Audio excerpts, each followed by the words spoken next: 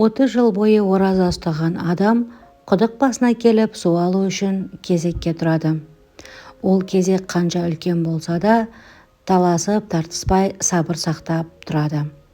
Кезектің соңғы жағынан біреу айқайға басып, мен бүгін оразамын, кезек беріңдер, қарным ашты, шөлдедім деп шу шығарады. Әлгі айқайшы әр адамға соны айтып, біртіндеп алға жақындай береді.